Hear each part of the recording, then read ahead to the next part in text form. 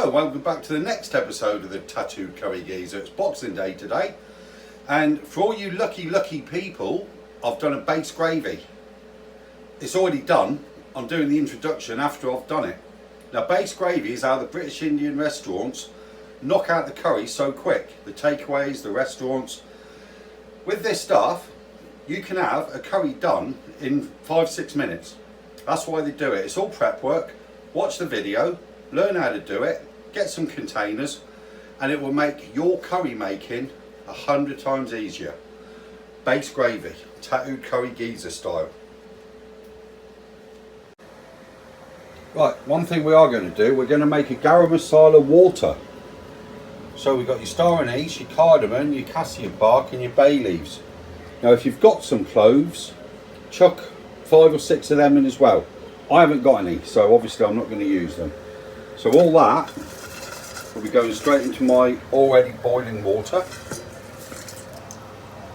And that is literally just for flavour. So while that's flavouring away, we can go on with some prep work now by cutting up a kilo of onions. Oh. Right, the flavoured water's going away nicely now. So I've got 1 massive carrot, or 2 normal ones, a few tomatoes, red pepper, yellow pepper, use green if you got it, again I haven't. Chopped up ginger, we're going to be putting in probably 3 bulbs. That's approximately a kilo of onions there, and a good chunk of coriander. So all that, I've got the oil warming up already. It's about 100 ml of oil, it's quite a lot of oil. But yeah, this is the base gravy and it's simple. Once you've done it, we're going to put it in containers, save and freeze. Simple. Well, that's garlic sorted then. But look how I've done it. I've not cut it, I've not took the paper off. All I've done is took the outer shell off. You can leave it on. Everything's chopped finely, well not finely, everything's chopped roughly. So pinch them and chop up the onions. And I won't be chopping them up finely, they'll just be random. Oil's getting warm, so water's ready, so we'll be cracking on soon. It's all about the prep, 15 minutes prep, and then probably a couple of hours, and then blend it up, base gravy done. Oh, I'm crying. Oh god, them onions were fresh. Jesus. Right, that's the onions. Oh, I'm struggling here. Oh god, them onions were proper fresh. Flaming out. Excuse my language. Bollocks. Oh, I need to have a wash. Oh dear, that's better. Still crying, but that's better. Right, we're going to be putting in about half a cabbage. I'm using a Savoy. Cornish. Oh well. Cornish Savoy cabbage. Half of one of them. Oh, that's a cabbage in. And 1 potato. That's coming along nicely. Right, yeah, 1 potato. Peel it.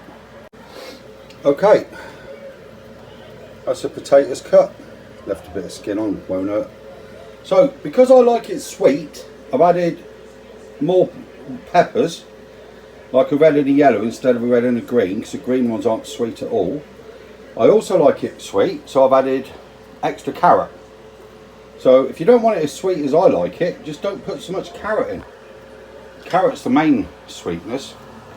Well, if you want it sweeter, add more sweet. Right, that's going straight in the big pan now to fry off. Wonder if I can do it one-handed. Now what is it? No, that's all right. Heat is on, isn't it? No, it's not hot because the heat wasn't on. Okay. One-handed.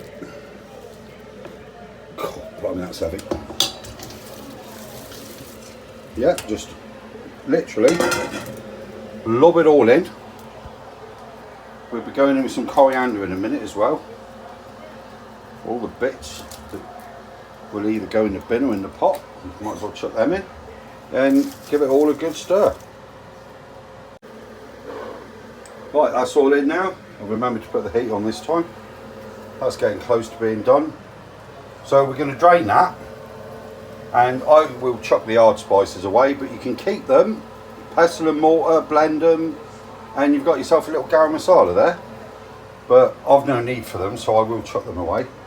And then that will be going straight in there with a lot more water. Right, there we go. I've literally just scooped out the hard spices with a slotted spoon. So that water is what we want without spilling it. Probably only about 400 ml there, but lovely flavours. Little tip there to get flavours. Right, so like I say, you can keep that pestle and mortar, blend it, grind it for a garam masala, or do what I do, bin it. Entirely your choice. Right, because obviously the oil and water are right down the bottom, just keep stirring it, keep pushing it down. You know, we need it all to get cooked off. So just keep mixing it all up. It's only had 5 minutes so far. But basically, just keep your eye on it. We will be going in, once everything's softened up, with a lot more water. But just always make sure everything's pushed down, as far down as you can get it.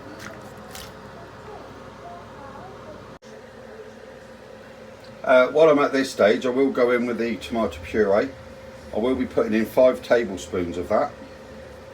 I did say blend it with water, but it doesn't really matter because we will be putting water in it, but you need 5 tablespoons of tomato puree. That's the puree in. I'm just boiling the kettle now, so I will be adding some water shortly. Right, just going to go in with a cup of boiled water, which is about 300 ml. 1, 2, 3 ish, and give it a good stir. Right, that's it now for about half an hour. That so far has took what, 8 or 9 minutes? In total, 8 or 9 minutes, maybe 10. But you know, it's all about the prep. Now I can just sit back, have a drink. It is Boxing Day. I will have a drink, another drink, and just keep your eye on it. Give it a stir every 5 or 6 minutes. But yeah, that's half an hour now, like that. I suppose I should say, if you've got a lid, use it. Excuse my lid, it's a bit dirty, but yeah, if you've got a lid, just put it on. I've got it on about 6 out of 10 on the heat, which is plenty, but keep your eye on it. Well, that's about 15-20 minutes now, so let's have a little look. There we go. So just going to turn the heat down to about 1/4 now. That, absolutely beautiful. Still going to be staying in there for a bit longer. While I'm here, I will put the coriander in. Don't worry about the stalks, you can put them in as well. Alright.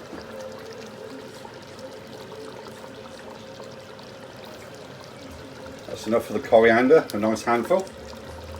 I used half a bag, which was 30 gram. So it's only like, well, a bit over half actually. About 15-20 gram of coriander. Stir it all in. Remember to turn it down to a simmer now. We've still got to be adding the spices and more water. So there's still a good hour left to go yet. Right, that's bubbling away nicely now, simmering away on a low heat. So my next ingredient is purely optional. Okay, remember I've said it, it's purely optional. This is version 3 and I've decided to add a tin of coconut milk. Some people use the coconut block, you can use either. But I'm going to add, for experiment reason, 400 ml tin of coconut milk. If you do it, make sure you give it a good shake, because it tends to set at the top. Alright, that's going in now. Obviously shake it before you open it, not after. Yep, doing nice. Right, 400 ml tin going in.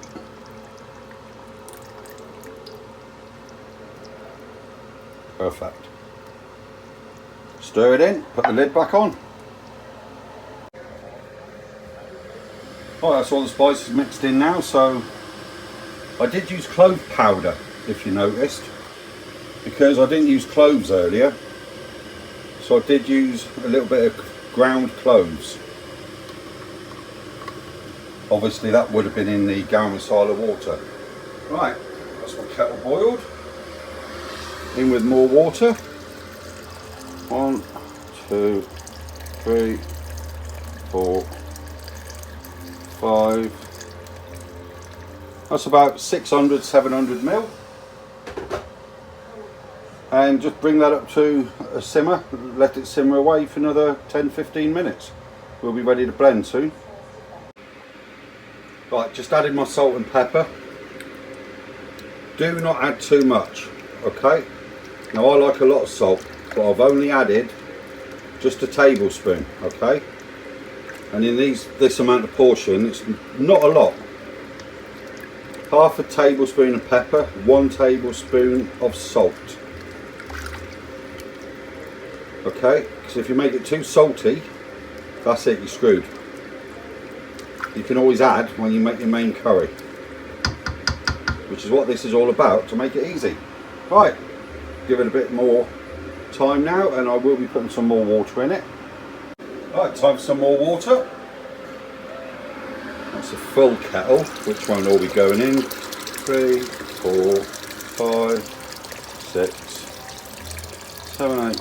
That's about 900 litres. 900 mil, just under a litre. There we go. Let all that simmer away again. Time to blend very soon. It's about getting the consistency right after we've blended. But we are going in the containers, so if you do leave it thick, it doesn't matter. Okay, because we can dilute it when we've defrosted it, ready to use.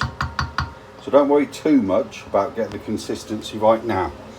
I've just added more now so as I can blend it easier. Right, going to leave that now for another 20 minutes. Right, quietly confident now. That should be it. Bubbling away on a low simmer. Oh yes. I can tell that consistency at the moment is absolutely perfect.